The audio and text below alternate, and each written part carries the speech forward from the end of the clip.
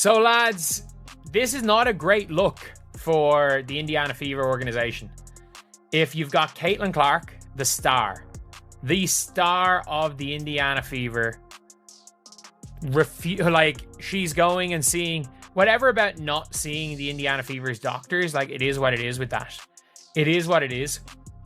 Like, I think a lot of players and teams get second opinions.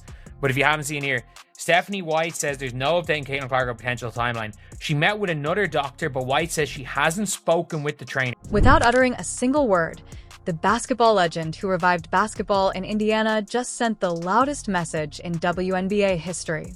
Following her most recent groin injury, Caitlin Clark, the face of women's basketball and the player who packs arenas like a Taylor Swift show, has reportedly severed her ties with the Indiana Fever's medical staff. Pretty much kind of leaked out the bag to the team that she was kind of going to get a second opinion. To me, an athlete like Caitlin Clark on her level, she should have been getting these second opinions. She should have been hearing from all these other doctors, man. But Stephanie White spoke to the media yesterday. She really didn't give a whole lot, but she did say that Caitlin Clark was in New York meeting with other doctors. Now, with all of that being said, what does the timetable look like to me for Caitlin Clark coming back? I keep telling y'all, around the 17th to the 30th of August. Furthermore, it's past time that this organization was criticized for treating its generational talent like a character in another person's narrative. Here are the true behind-the-scenes activities at Gainbridge Fieldhouse and the reasons Caitlin Clark may be preparing to leave Indiana sooner rather than later. She has met with a different doctor. And she won't even give an update to the team. Not, oh yeah, she's met with a different doctor and we're waiting on an update. That's basically it. They're waiting on, she's gone to a different doctor and they've heard nothing. If you find it entertaining, kindly subscribe. In apparent annoyance, Caitlin Clark clutched her right groin as she hobbled off the court against the Connecticut Sun on July 15th. It wasn't merely another wound. It was the tipping point in what some are referring to as a Kawhi Leonard scenario, in which a celebrity totally loses trust in the medical personnel on their team. This season, Clark has now sustained 4 different muscle injuries. Left groin strain, left quadriceps injury, and now a right groin strain. For a player who had never missed a game due to injury in her college career at Iowa or her rookie WNBA season, this injury parade isn't just poor luck. It's a pattern that screams medical mismanagement. News: Caitlin Clark. Following a July 15th injury to her right groin, Indiana Fever guard Caitlin Clark underwent further medical evaluations earlier this week. The team can confirm that no additional injuries or damage were discovered through the evaluations. Clark will continue working with the Fever medical team on her recovery and rehabilitation, with the priority on her long-term health and well-being. There is no timetable available for Clark's return, and no additional details will be provided at this time. Any further updates will be shared as they become available. The breaking point came when Clark was rushed back from her last groin injury, only to re-aggravate it within games of her comeback. Sources close to the incident indicate that Clark told team management, "I'm getting my own doctors. I'm not using our doctors." She's consulted with outside physicians and refuses to give information to the team's training personnel.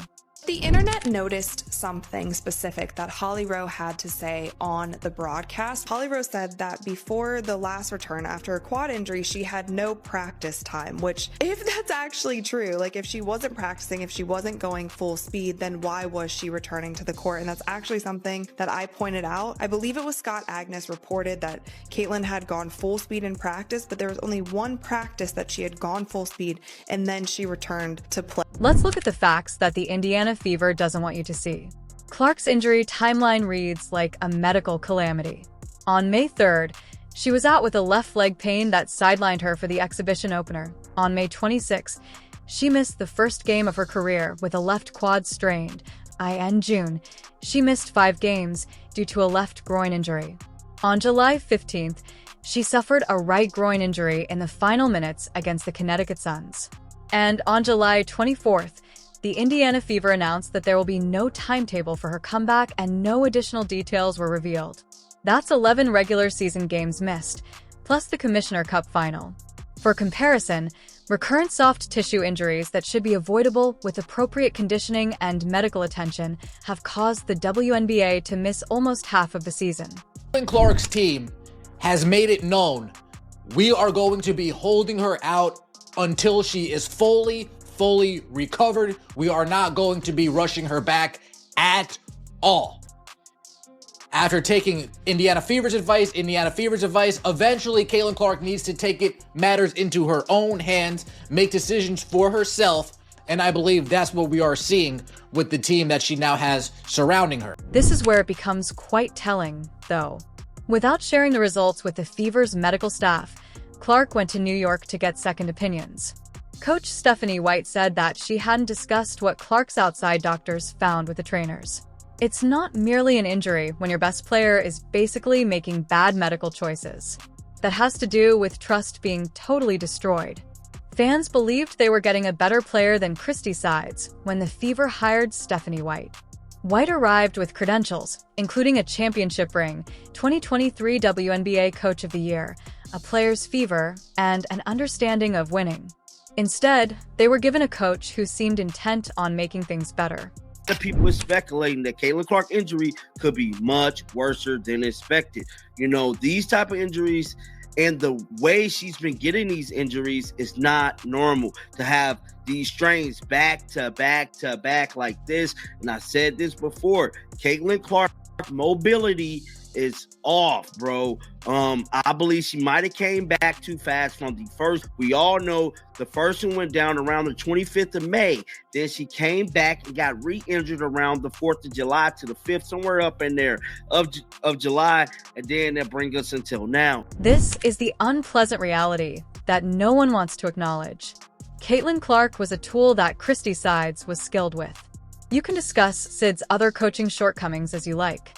She did, however, grasp one essential idea. Instead of forcing a generational talent into your system, you should design it around them. Let Clark be Clark, Sides. She handed the ball to her. Watch the magic happen as you let her lead the attack at her own speed. The outcomes included selling out venues everywhere they played, breaking several WNBA records with their inaugural season numbers, and making the playoffs for the first time since 2016. White's recent remarks of having two primary ball handlers and encouraging Clark to play off the ball essentially missed the mark on what makes Clark unique. Magic Johnson is under pressure from the defenders, therefore you don't take the ball away from him. Michael Jordan is being double-teamed, therefore you don't bench him. Furthermore, your system is unable to support greatness, so you don't make Caitlin Clark a role player. Only good news about today is Caitlin Clark is no longer dealing with Stephanie White and these coaches and this Indiana Fever medical staff, trainers, doctors, none of that. She's seeing her own medical doctors, her own team. That's the only good news of today. She has abandoned the Indiana Fever medical staff, and I'm happy about it. She's pulling a Kawhi Leonard, what he did with the San Antonio Spurs, letting it be known, hey, look, I'll get back to y'all when I'm ready. I'm going with my own medical staff. Y'all can beat it, kick rocks, and I stand. The Fever's July 22nd defeat against the New York Liberty provided the most incriminating proof of Clark's annoyance. Images of Clark and her agent in the Barclays Center tunnel with Liberty coach Sandy Brondello and stars Brianna Stewart and Sabrina Ionescu appeared to be from a private meeting. This wasn't your typical post-game chat with your agent in attendance to speak with the coaching staff and top players of another team. It is a business meeting concerning your future. It was really evident from the optics. The Liberty were pitching for when Clark became available, while the Fever were still mishandling their hero. According to a number of accounts, Clark has effectively replaced the Fever's medical staff with her own physicians. She is refusing to discuss the results with the team's trainers while seeing experts in New York. This degree of medical revolt is unheard of in women's basketball and is a direct reflection of Kawhi Leonard's exit from San Antonio. Experts have noted that Clark's history of recurrent quad and groin ailments points to either inadequate rehabilitation or subpar fitness regimens. The problem of this team is Stephanie White. it's Stephanie White. It's not Caitlin Clark. A great player don't all suddenly sucks. That doesn't happen. It's strategic. And everybody saying that they played better without Caitlin Clark. No. Actually, even this loss, Caitlin Clark gives them a better chance. They're under 500 without Caitlin Clark. She continues to sustain the same kinds of injuries, which suggests that the underlying problem has never been adequately addressed. When the renowned trainer of Michael Jordan expressed worries about groin injuries in professional athletes, it raised questions about whether Clark's medical staff is aware of the unique requirements of her style of play. There is unambiguous expert consensus. Clark's conditioning and injury prevention have been handled amateurishly by the Fever. Let's discuss the true price of Clark's absence. The Fever are a whole different team when she is playing. These variations aren't merely organic.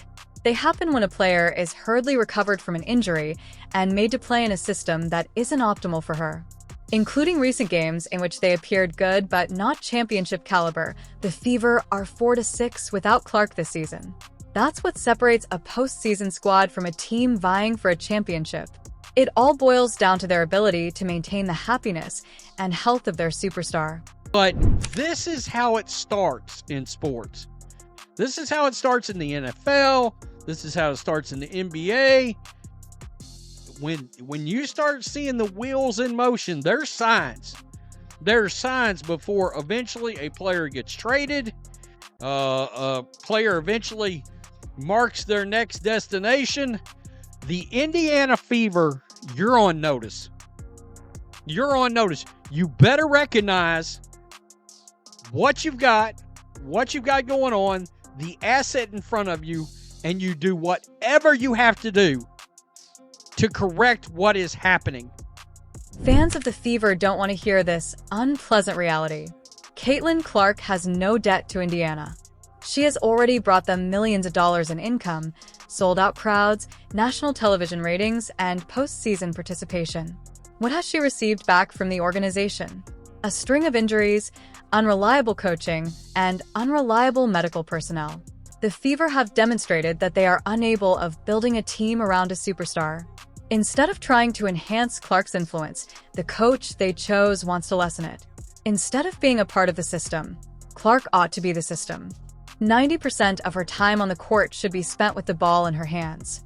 The offense should proceed at the speed she specifies. The selection of each other player should be dependent on how well their abilities match hers. As an alternative, White is attempting to mold Clark into her ideal basketball player. Additionally, the outcomes are self-evident. Why Caitlin Clark was injured is a real thing. It's not just because she's a good player and people go hard against her. In my opinion, there's some other stuff going on there. A lot of pressure to put people in seats, to put eyeballs on the game. You come back a little early. Teams, as they should, play hard against her. Some teams go over the line and refs seem to look the other way. In my opinion, you had some of that going on with some other talent in the league as well last year. But this is different. And Stephanie White needs some blame as well. The team seems a little rudderless. The fact that Clark is currently in her prime is the most annoying aspect of the whole circumstance. At her prime athletic age of 23, she has already demonstrated her ability to dominate at the professional level.